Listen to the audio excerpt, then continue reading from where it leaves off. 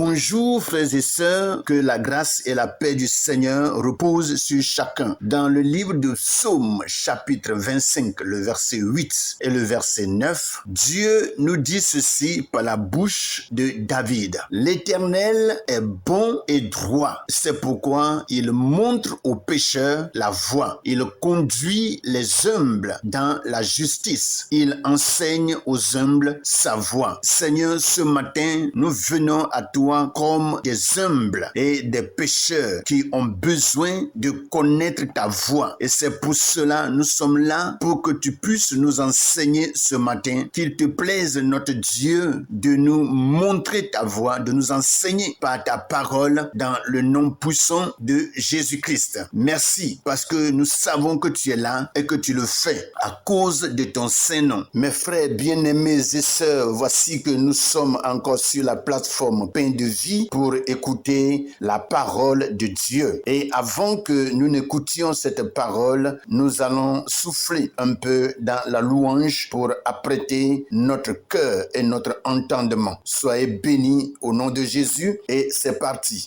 Je n'ai rien à perdre, tu m'as tout donné. Je n'ai rien à craindre parce que tu m'as tout donné. Jésus, tu m'as tout donné. Sauveur, tu m'as tout payé. Merveilleux Jésus, tu m'as tout donné. Tu m'as donné la joie, tu m'as donné la vie. Je n'ai plus rien à craindre, tu m'as tout donné. Wonderful Jesus, powerful Jesus. Jésus, ton nom est merveilleux. Mon sauveur, ton nom est merveilleux. Adonai, ton nom est merveilleux. Tout puissant, ton nom est merveilleux. Mon sauveur, ton nom est merveilleux. Jésus, ton nom est merveilleux. Jésus, ton nom est merveilleux. Adonai, ton nom est merveilleux. Oh mon guide, ton nom est merveilleux. Ma lumière, ton nom est merveilleux. Mon protecteur, ton nom est merveilleux. Mon assurance, ton nom est merveilleux. Jésus, ton nom est merveilleux. Jésus, ton nom est merveilleux. Tu m'as donné la vie que je cherchais. Tu m'as donné la paix que je cherchais. Tu m'as donné les enfants que je voulais. Tu m'as donné la famille que j'ai tant cherché. Jésus, ton nom est merveilleux. Yahweh, ton nom est merveilleux. Adonai, ton nom est merveilleux. Tu m'as donné les faits que je cherchais. Tu m'as donné la vie que je cherchais. Tu m'as donné la famille que j'ai tant cherché. Dieu tout-puissant, ton nom est merveilleux. Mon frère, ma soeur, pourquoi t'inquiètes-tu? Jésus est capable de te donner plus que ce que tu demandes. Il est merveilleux.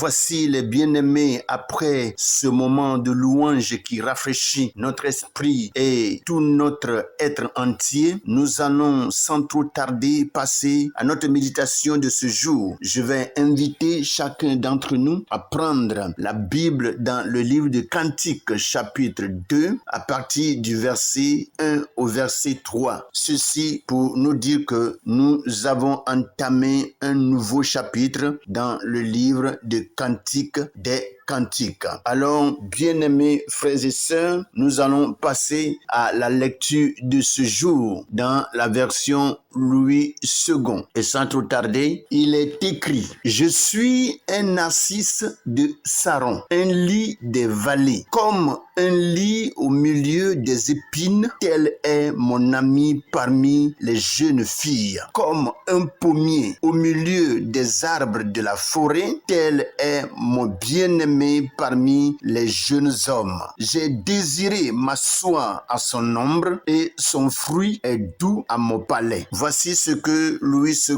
nous dit. Nous allons passer rapidement à la version français courant où nous lisons le même passage, Cantique chapitre 2 à partir du verset 1 au verset 3. Il est écrit: et moi, je suis une fleur de la plaine de Saron, une anémone des vallées. Oui, une anémone parmi les ronces. Voilà ma tendre amie parmi les autres filles. Un pommier parmi les arbres du bois. Voilà mon bien-aimé parmi les autres garçons. À son ombre, j'ai plaisir à m'asseoir et je trouve à ses fruits un goût délicieux. Voici ce que le français courant nous dit ce matin et nous allons profiter de ces deux versions et passer à notre méditation de ce matin. Alors, je prie à ce que le cœur de chacun soit vraiment apprêté et que notre entendement soit béni pour recevoir la leçon du jour. Oui, après la lecture de ce message, nous allons développer notre méditation ce matin sur 3 points. Et le premier point, c'est: vous êtes aimés, je suis la rose de Sharon, le lit des vallées. Et le deuxième point, vous vous distinguez parmi les autres comme un lit au milieu des épines. Et le troisième point, vous habitez l'intimité de Christ. Et après cela, nous allons passer à une petite prière et ce sera la fin de notre méditation de ce matin. Alors rapidement, nous passons au premier point qui dit ceci: vous êtes aimés, je suis la rose de Sharon, le lit des vallées. Le cantique exprime une déclaration de valeur. La rose de Sharon et le lit des vallées sont des fleurs sauvages et parfumées, symboles de beauté même dans l'humilité. L'œuvre suggère que Christ vous voit comme précieux et gracieux, non comme selon les normes du monde, mais selon son regard qui nous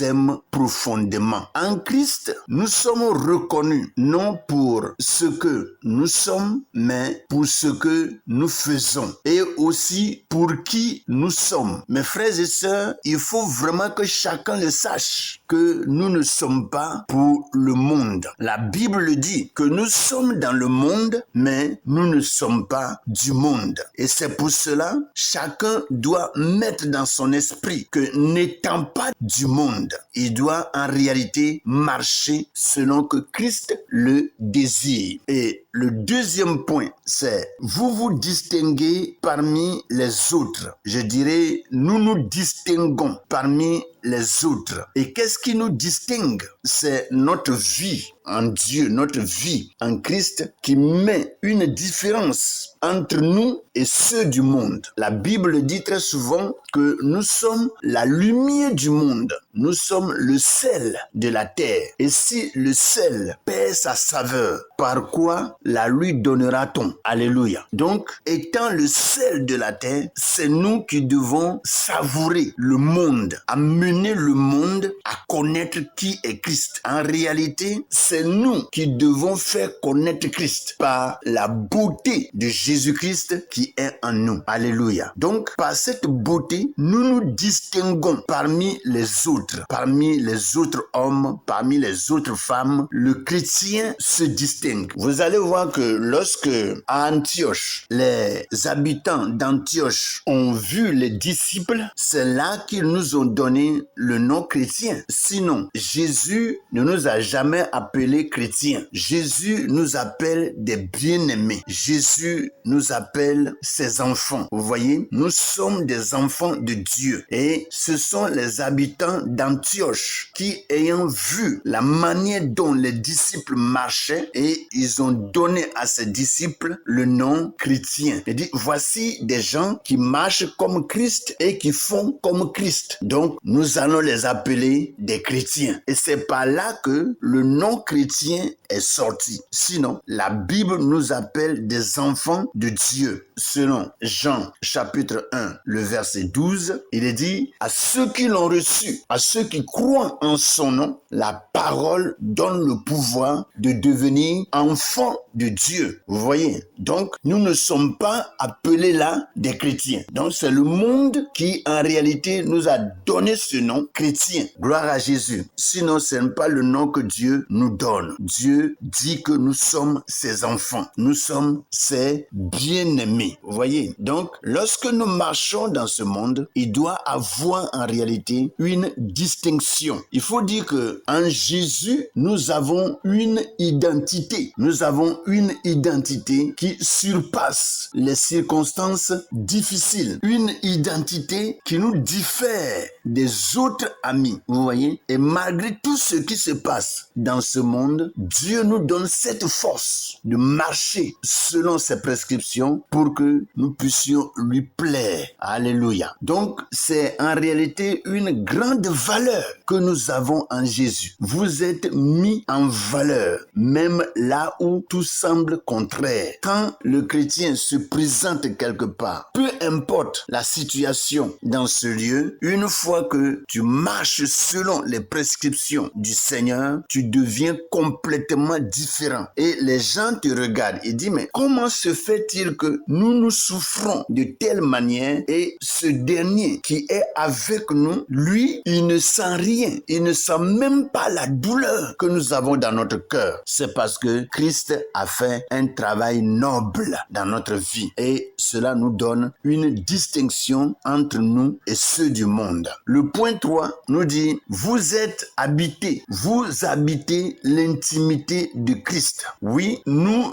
habitons l'intimité de Christ. Le verset 3 de Cantique 2 évoque ceci. S'il m'a fait entrer dans la maison du vin, c'était l'amour. Ce passage fait mention et il dit, il m'a fait entrer dans la maison du vin. Donc, on parle ici de l'amour. Voyez, votre position est celle d'un enfant qui se repose à l'ombre bienveillante de Christ. Le soleil de justice goûtant à la douceur de son fruit spirituel. Reconnaissons, bien-aimés, notre identité en Christ. Reconnaître notre identité en Christ, c'est savoir que nous vivons dans son amour nourrissant et nous rafraîchissant. Parce que la vie de Christ nous rafraîchit chaque jour de notre vie. Chaque jour de notre vie. Dieu nous rafraîchit par son esprit et nous rafraîchit par sa parole. Alors, voici ce que le Seigneur nous dit ce matin. Et si nous avons une prière à faire ce matin, c'est de déclarer ceci. Je déclare que je suis ta rose de Sharon, ton lit des vallées. Je te remercie de me voir précieux ou soit précieuse. Même entourée d'épines, tu me fais rayonner par ta grâce. Je choisis aujourd'hui d'habiter ton amour, de m'abriter à l'ombre de ta présence et de goûter à la douceur de ton fruit. Guide-moi pour vivre selon cette identité que tu m'as donnée. Au nom puissant de Jésus. Amen.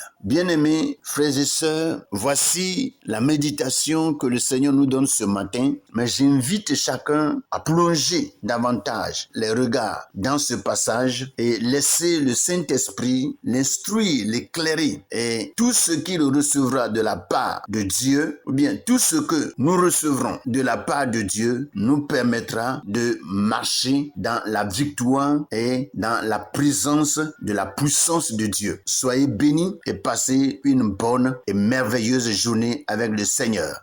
Amen.